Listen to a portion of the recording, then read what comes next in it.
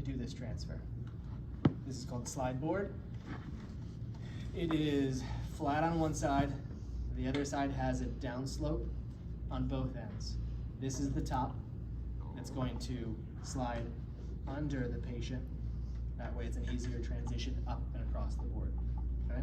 It's used to bridge the gap between two surfaces when the patient can't stand and they can't make it in one movement, okay? That'll be the progression from this. So it bridges the gap. Your job as a therapist should be fairly easy. We are not lifting them, we're not throwing them over. All your goal is to keep them on the board and to move them laterally across it, okay? You're not lifting them up, their butt should not come off of this board. I should see the patient doing most of the work using their arms. You're kind of just guiding them. So it may take 2-3 movements to get them across, and that's okay, it doesn't have to be just one. So to do this, what positions should the wheelchair be in? 45. 45 degree angle, okay? To clear the wheels. I'm sorry? Blocking both knees, yes, exactly right. So both legs are affected, you're exactly right. You're gonna block both knees. Same exact technique that we just practiced. You're gonna have that very narrow AP stance. That way you can block both the patient's knees and you're gonna help pivot them using those knees, okay? Armrest comes off, chair goes at a 45 to clear the drive wheel. So this was like a sculpted. Okay. Armrest comes off. You're gonna move it to a 45 degree angle. That moves the drive wheel back and out of your way so that the board can go across, okay? If we're going across the board, we wanna work either level or even downhill. If you can help it, it's easier not to go uphill. Okay, sometimes based on the bed height doesn't go low enough, wheelchair is tall, if they have a cushion on the wheelchair, there's other circumstances, but ideally, your bed is level to the wheelchair, if not slightly higher. Slightly. Okay. So first what you would do, actually can I borrow that chair? I'm gonna show a demonstration. So your patient's seated in the wheelchair, thank you. You're gonna demo for them. I'm gonna have the bed as low, try to match the height of this. Good.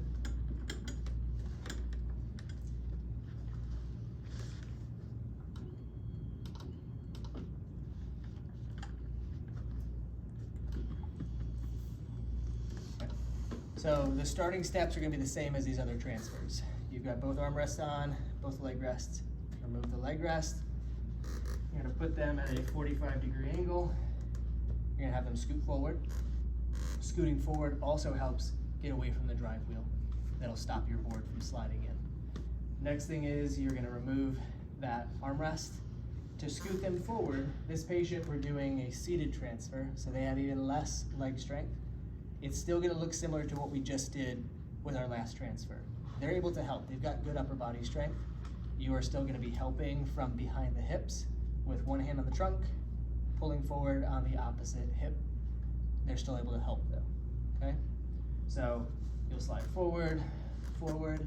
It's ideal if you start that rotation process as you're moving. So the hip that's closest to the bed is usually the hip that I move last.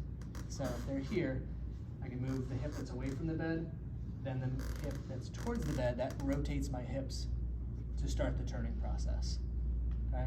Once we're here, the board goes underneath the patient's thigh. Here, proximal femur is the goal. Like here, if we go too distal on the femur, obviously they're gonna fall off the back.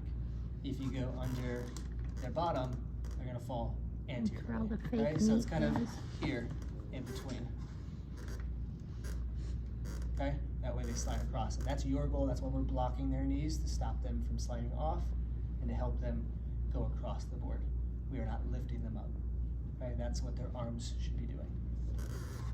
Okay, in order to get the board in, we need to use something called the head-hips relationship. I want you to learn that term, I want you to know it, I want you to say it many times during this so that your grader knows what you're utilizing, because that is on the rubric, okay?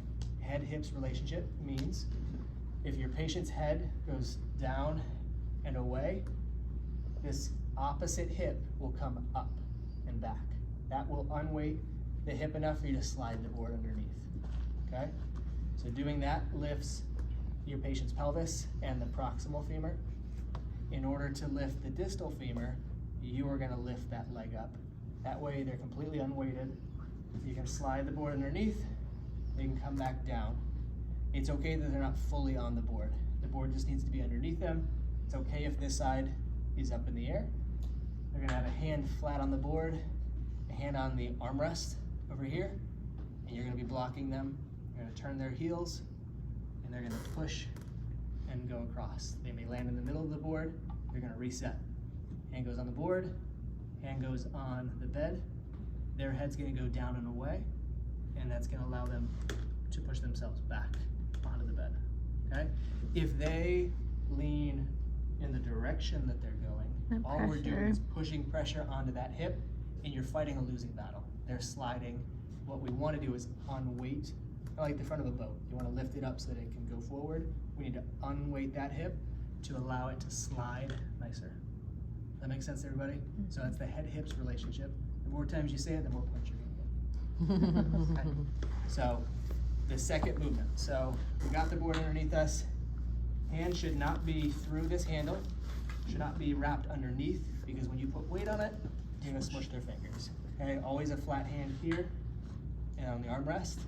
You're gonna turn their heels to start that rotation. You're still blocking both legs. You're going to move them over, then they can reset, hand on the board, again, flat hand. Instead of this hand reaching out here, look what it does to my hips. What I want is I want it more to the edge of the bed. If I move it forward, that allows the patient to lean forward and away, but still have a hand and have space for them to land, right? Their hand's here, I've got nowhere to move, my hand's in the way.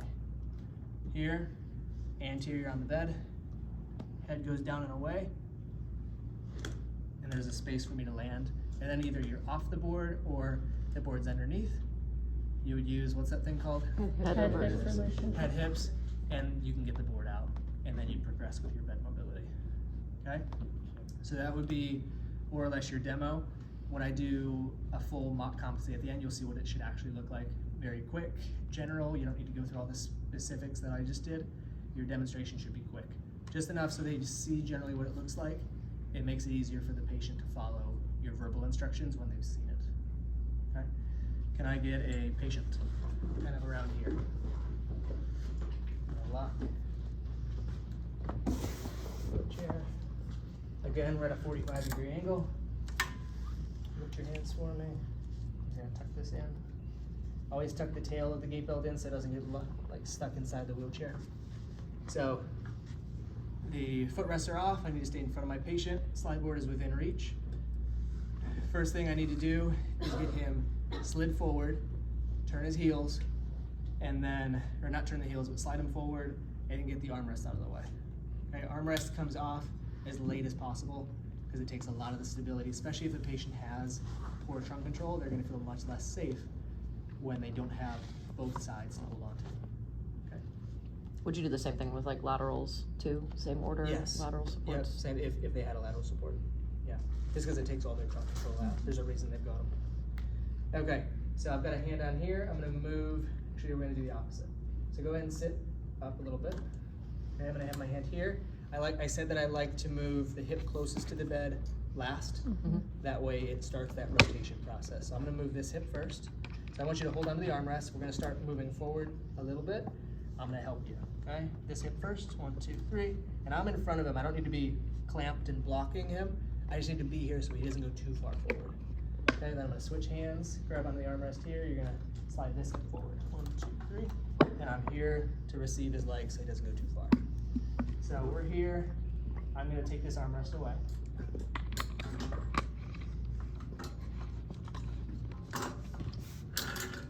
Okay, so armrest is off, he's slid forward, trunk control is gonna stay the rest of the time that I'm with him. In order for me to unweight this hip, I need to use, what's it called? Head hips, okay? So what that's gonna look like is you can push this hand on the bed, you can push here, your head's gonna go down in this way, that's gonna lift your pelvis, your proximal femur. I need to be able to lift the distal end of the femur as well.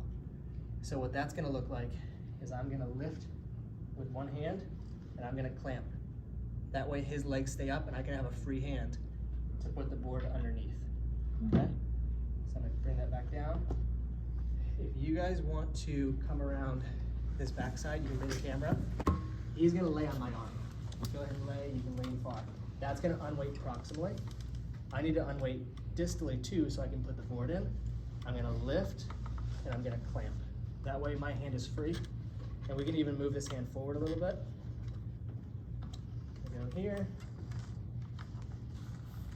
under, and then we can come back. I can let this come down. You can move this hand up onto the board. My trunk control comes back up here from the gate belt. This is completely normal. The board is gonna go up in the air because the bowl of the seat, it's kind of just on the contour of the seat. As soon as we put weight on it, it flattens out, okay? So he's good, he's got a flat hand. I would even encourage if he comes a little bit further so he's got room to land. But I'm going to turn his heels in the direction that we're going, okay? I've got my clamp, my block on both of his legs. My stance is AP. I'm gonna have his gate belt. I want you to push off of this armrest, push off of this hand, and I want you to look down this way, using the head-hips relationship. Patient's looking away. I need to look where he's going to make sure he's safe, okay? So I shouldn't be facing the other way. That's another reason why we don't want the patient looking where they're going, because that's where I need to be. Okay, on the count of 3, you're gonna slide across the board and push through your arms, okay? So 1, 2, 3. Here. I can come back up here to help him reset if he needs it. Otherwise, I can stay on the gate belt. I can say, okay, move your hands like we practiced. So I think I need to move this hand. I have a hand on his trunk still. We're gonna move this hand forward. Look down and away. I reset my feet. Move one more time. 1, 2, 3. And then back up to the trunk. Look, we're already off the board. We're gonna unlock it, get it away, and then we would do bed mobility. What bed mobility would you do for this patient? Swoop. Assistance with modified swoop. Modified swoop, right? Oh, sorry. He's got to let go of it. He's got arms. Actually, if you want to come from this side, you'll be able to see me like unweight her leg a little bit more. So we're edge of bed. I've got my gate belt nearby. My wheelchair is already set up. I have the armrest on the back. That way, once we're in the chair, I don't have to go searching for it. I can just move it forward. Okay. So we got trunk control on the patient. She's already scooted forward a little bit. If she was all the way back, we would do that same technique to help her slide forward, just like that. I'm gonna move the wheelchair into place. Watch your fingers. Good. And we can lock just like that. Okay, I'm gonna come into place. I'm going to lift distally. I'm gonna clamp her legs together. That lifts up her distal femur. On the gate belt, we're gonna lean away to lift the proximal femur and her pelvis underneath, and then we'll come back down onto it, and I've got trunk control. Okay, so this is fine. Again, it's in a little bit of an angle. I want this hand flat on the board, enough room for her to actually slide onto. That way, because her hands can't move, she's doing the work. She is pushing through those arms. This hand is close by. Where do I want my patient to look? Opposite. Away. So I'm gonna have you down and away. I'm here. I have my AP stance. I go 1, 2, 3. We're here. I want you to reposition your hands, grab the armrest, and grab close to you. Just make sure your fingers aren't under the board. 1, 2, 3. Here, my block stayed the whole time. She can lean this way if needed. So I'm gonna reach underneath her gate belt, forward to slide it out. She's gonna come back.